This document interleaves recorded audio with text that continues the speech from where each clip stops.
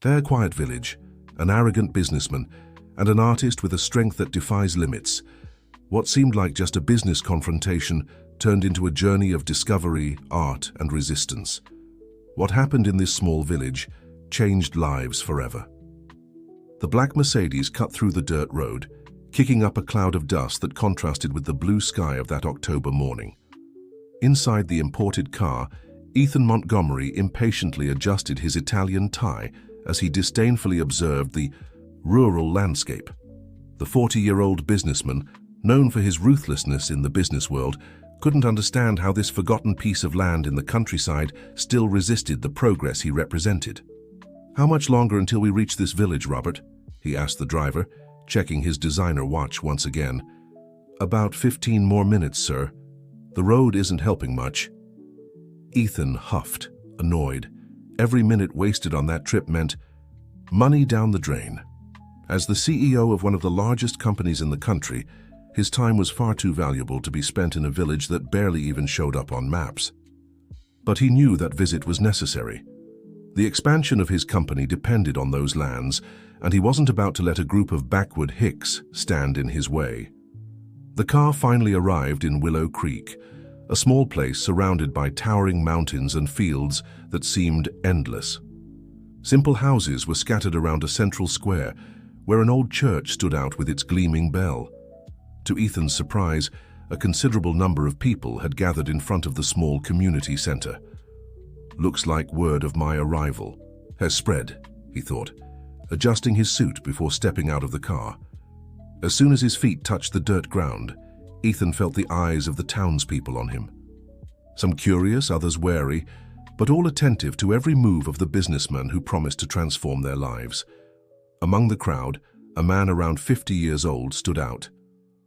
Wearing simple but clean clothes, John Harrison was respected by everyone in the village as a natural leader, someone who always put the community's well-being first. By his side, a young woman no older than 25 caught attention, not for her delicate beauty, but for the determined look she carried. Claire, John's daughter, leaned lightly on her father's arm, her physical fragility contrasting with the strength emanating from her presence. Ethan walked to the community center as if he owned the place. His team of advisors quickly organized the space for the presentation, setting up a screen where impressive images displayed the project that would transform the village into a regional development hub, as the carefully prepared slides stated. "Ladies and gentlemen," Ethan began, his voice filling the room with rehearsed authority, "I am here today to present a unique opportunity. Our company has ambitious plans for this region, plans that will bring progress, jobs, and development." The images on the screen changed, showing modern buildings, paved roads, and smiling people in work attire. The audience watched in silence, some in awe, others skeptical. "With an initial investment of over 100 million reais, we will transform this village into a first-class commercial and industrial center. Imagine your children working in tech companies without having to move to big cities. Imagine modern hospitals, quality schools." It was then that John Harrison stood up. His movement was calm but firm enough to make Ethan pause his well-rehearsed speech. "Mr. Montgomery," John began, his serene voice carrying the weight of experience. "You speak of progress as if you know our town, but tell me, do you know how many families have lived here for generations? Do you know the history that every inch of this land carries?" Ethan felt his face grow warm. He wasn't used to being interrupted, much less questioned. "Mr. Harrison, I presume," he replied with a forced smile. "I understand your concern, but we need to be practical. The world is changing, and places like this need to adapt or they'll be swallowed up by people who confuse money with entitlement," Claire interjected, her soft but firm voice echoing through the hall. "Our lands are not for sale, Mr. Montgomery, not at any price." The businessman felt his grip on the situation slipping. He looked at Claire with a mix of surprise and irritation. How dare that fragile girl challenge him? "Miss," he said, lacing each word with condescension, "I see that your health condition hasn't affected your impulsiveness, but perhaps you should consider that your father could afford much better treatment if he accepted our generous offer." A murmur of indignation swept through the hall. John took a step forward, but Claire gently held him back. "My condition, Mr. Montgomery, has taught me that there are things money cannot buy. Dignity is one of them." Ethan felt the sharp sting of those words. His usual arrogance gave way to a growing anger. Who were these country folk to challenge him like this? "Very well," he said, slamming his briefcase shut. "I see I've wasted my time coming here. But no, this won't be our last conversation. Progress is inevitable, and you can't stop it." As he walked back to his car, Ethan didn't notice the exchanged glance between father and daughter, nor did he catch the small smile Claire let slip as she looked at a folder of drawings on her lap. What the powerful businessman didn't know was that this confrontation was just the beginning of a story that would forever change his life and his worldview. On the way back to the city, Ethan made several calls, mobilizing his legal team. He was determined to acquire that land, no matter what. Little did he know that his empire, built on foundations of arrogance and greed, was about to face its greatest challenge, not in courtrooms or boardrooms, but in the heart of a small town and the unexpected strength of a young woman he had underestimated. If this story intrigued you, don't forget to subscribe to our channel and hit like. Let us know which city you're watching from and we'll continue. The morning after the confrontation with Ethan Montgomery, Claire woke up earlier than usual. Despite the fatigue her condition often imposed on her, she felt a different energy pulsing through her veins. Sitting on her favorite porch, overlooking the vast fields of her family's property, she began organizing her canvases and brushes. There was something about that businessman's arrogance that had sparked an unusual inspiration in her. Her hands, usually shaky from the medication, moved with surprising confidence across the blank canvas. The colors began to take shape, creating a portrait that even she didn't fully understand. "Daughter, I brought your tea," said John, approaching with a steaming cup of herbs that helped control Claire's tremors. He paused as he saw the painting coming to life. "This is Mr. Montgomery," Claire finished, without taking her eyes off the canvas.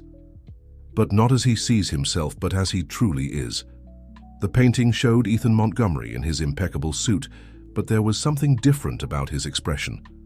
Behind the mask of superiority, Claire had captured a vulnerability that few would notice.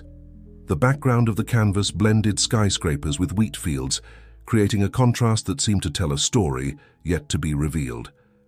Meanwhile, in the city, Ethan was facing his first morning of frustration in a long time. His lawyers had brought troubling news. The Harrison property was legally untouchable, with documents dating back several generations. "How do you mean we can't do anything?" he shouted, slamming his mahogany desk. "There's always a way." "Mr. Montgomery," his most experienced lawyer explained, "their land is considered a historical and cultural heritage of the region. Besides, there's an important spring that supplies the entire town. Any attempt on our part would be seen as what? Say it," Ethan demanded. "As corporate manipulation of a traditional community. The press would love that story, and not in a way favorable to us." Ethan dismissed his legal team and remained alone in his penthouse office, overlooking the city he considered his personal kingdom. For the first time in years, he felt truly challenged. His thoughts were interrupted by an unexpected call. It was Richard Mason, his biggest rival in the corporate world. "Ethan, my dear," Richard's honeyed voice came through the speakerphone. "I heard you're having some little troubles with a few farmers. What a shame." "Get to the point, Richard. What do you want?" "I want to help, of course. I have some contacts in the area who could make things easier for you. But you know how it is, nothing in life is free." Ethan hung up the phone angrily. Richard was known for profiting from others' hardships, and he wasn't about to become his next victim. In Willow Creek, news of the Harrisons' resistance to Ethan's proposal was starting to draw unexpected attention. A local newspaper sent a reporter to cover the story, but what she found went far beyond the clash between a businessman and farmers. "These paintings are extraordinary," exclaimed the reporter, Marissa Saunders, as she observed Claire's makeshift studio. "And you say you've never had formal training?" Claire blushed slightly. "I learned by observing life, by watching people. Every painting tells a story that needs to be heard." Marissa's report was published the following Sunday, taking up 2 full pages of the cultural section. The title was simple yet powerful: "The Art of Resistance, How a Young Artist is Transforming Her Town Through Brushes and Colors." The article not only highlighted Claire's artistic talent, but also told the story of the town, its environmental and cultural significance, and how corporate greed was threatening a centuries-old way of life. The photos of Claire's works, especially the enigmatic portrait of Ethan Montgomery, made an immediate impact. "Dad," Claire called a few days after the article was published, "this came for you." It was an invitation to an art exhibition in the state capitol. The curator had seen Claire's works in the newspaper and wanted to include them in a showcase about emerging artists from rural areas. "But Claire, your health, the trip—" John hesitated, worried. "That's exactly why we need to go," she replied with a determined smile. "It's not just about art, Dad. It's about showing the world that there are things worth more than money." The news of the exhibition reached Ethan through his assistant. Normally, he wouldn't pay attention to a cultural event in the countryside, but something bothered him. That girl, with her fragility and her art, was managing to do something he, with all his power and money, couldn't: touch people's hearts. In an impulse he didn't even understand himself, Ethan decided to visit the exhibition. He arrived discreetly, without his usual entourage of security and advisors. He wanted to see for himself what was causing such an impact. Claire's works occupied an entire room. It was a collection of village landscapes, portraits of the residents, scenes of rural, daily life. But what caught Ethan's attention the most was one particular canvas, strategically placed at the center of the exhibition. It was a portrait of him, but not as he saw himself in the mirror every morning. In the painting, his face conveyed a complex mix of emotions: power and fragility, arrogance and loneliness. The background, divided between the city and the countryside, seemed to tell a story he himself was unaware of. "Impressive, isn't it?" a soft voice sounded behind him.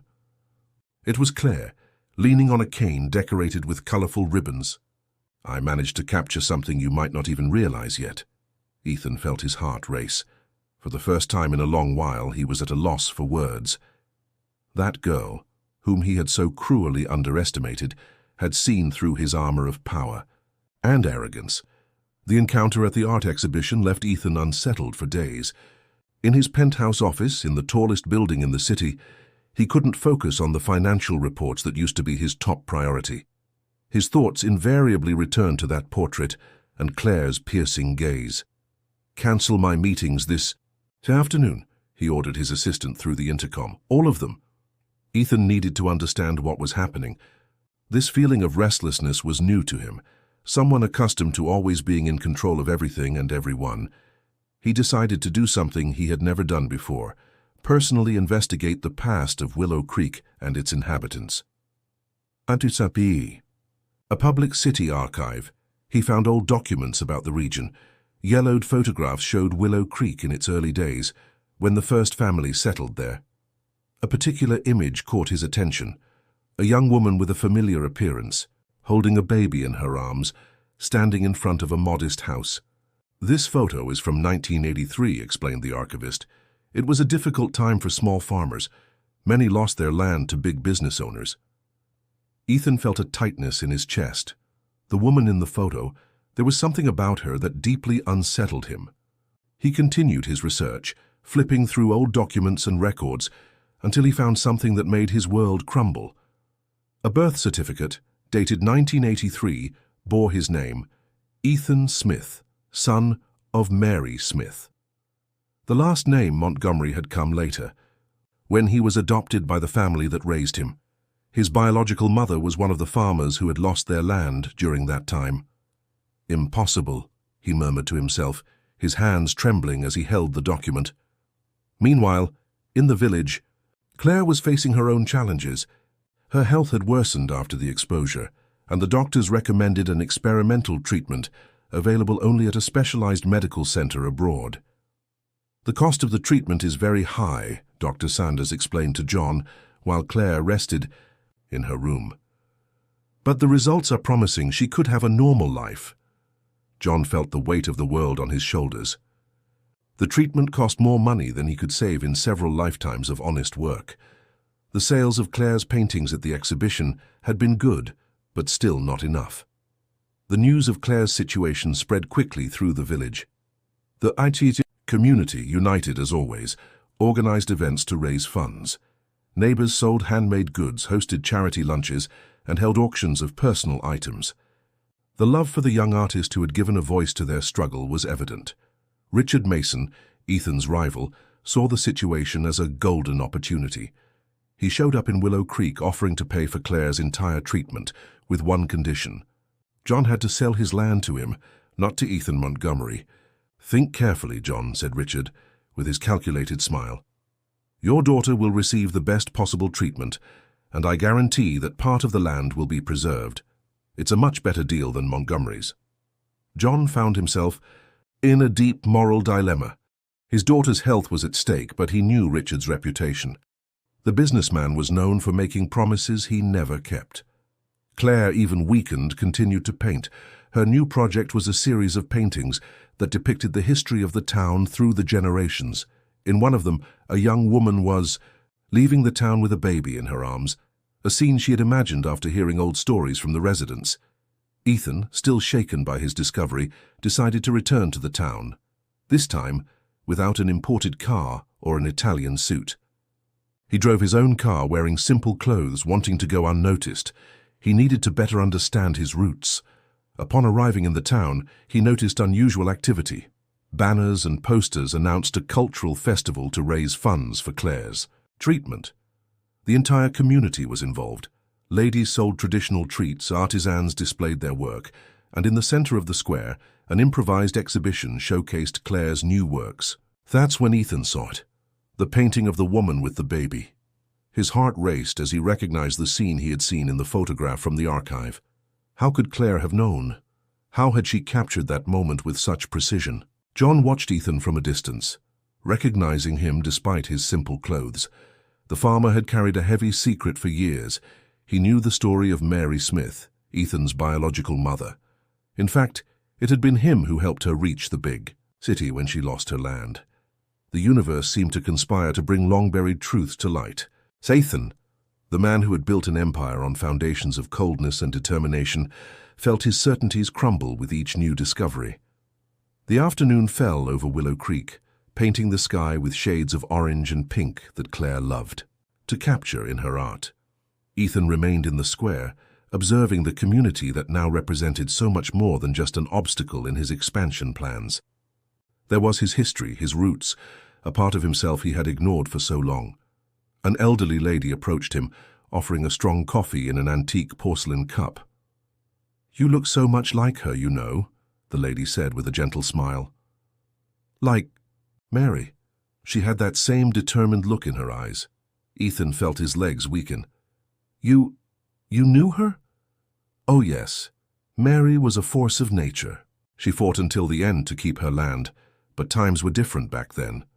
When she left, she took only two things: her baby and the hope that one day he would return to discover his roots." The woman's words struck Ethan like a bolt of lightning. His entire life he had chased success, believing it would fill the void he felt. Now, in that town he had once despised, he was finding answers he didn't even know he was searching for. The news that Richard Mason was trying to manipulate the situation to his advantage reached Ethan through his network of contacts. The idea of his rival using Claire's illness as a bargaining chip sparked an anger in him that surprised even himself. In his penthouse, Ethan spent hours gazing at the portrait Claire had painted of him. The artist had captured not just his appearance, but also his essence torn between two worlds.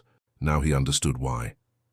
"Mr. Montgomery," his assistant interrupted his thoughts, "the board is demanding an emergency meeting. They are worried about the rumors surrounding the village project." Ethan had expected this. His own partners, led by Richard Mason, were using his hesitation as a pretext to try to remove him from the company's presidency. The empire he had built was beginning to crumble, not because of poor financial decisions, but because of something much deeper, a shift in his values. Meanwhile, in the village, Claire's condition worsened. The doctors insisted that her treatment could no longer wait. John spent sleepless nights, torn between his love for his daughter and his commitment to the community. "Dad," Claire called, her voice weak but determined, Promise me you won't sell the land to Mr. Mason. He's no different from what Mr. Montgomery was.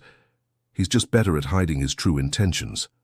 John held his daughter's hand, feeling the fragility of her artist's fingers. "But daughter, your health. My art already tells our story," she smiled. "If these lands are lost, we will lose much more than property. We will lose our soul." On the morning of the council meeting, Ethan arrived early at the office. On his desk, he left a folder with his resignation letter. But it wasn't a surrender, it was a transformation.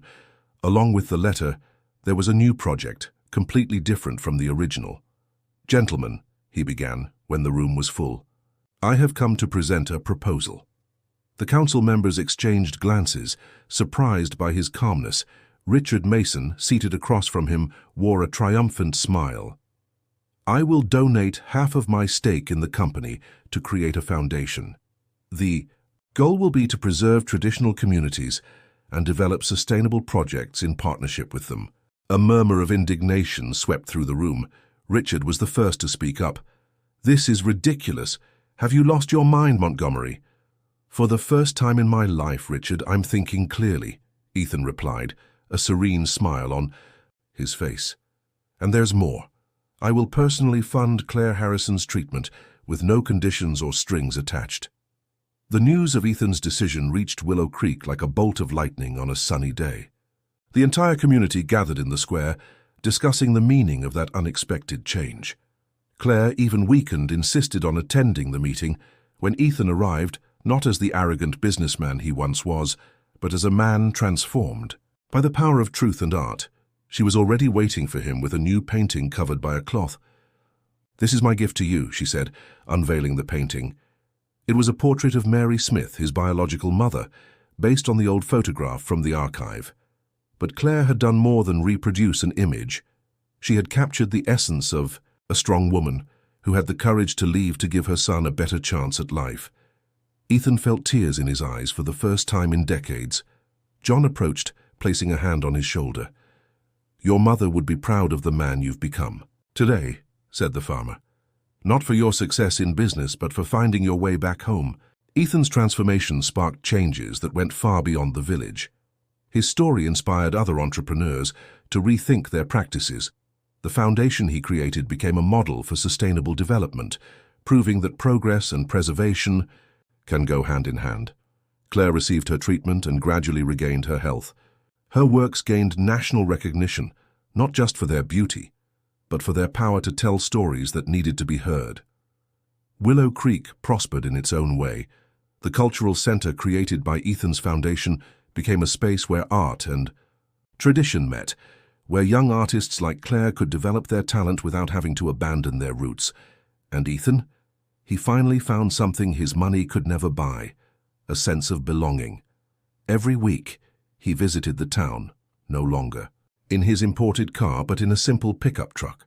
He would sit in the square, have coffee with the locals, and listen to their stories. In his old office at the company, the portrait painted by Claire still held a place of honor. But now by his side there was another painting, that of his mother, always reminding him of his roots and the transformative power of love, art, and truth. Dear listeners, we hope that the journey of Ethan, Claire, and all of Willow Creek has touched your hearts. To continue experiencing equally moving and transformative stories, we've prepared a special playlist that you can find by clicking the link on the left. If this story stirred something in you, don't forget to subscribe to our channel and leave your like. Every day we bring unique narratives that explore the complexity of life and the power of human transformation. Share in the comments which moment touched your heart the most. Was it Ethan's discovery of his origins, Claire's strength through her art, or perhaps the unity of the community? Your opinion means a lot to us. Until the next story.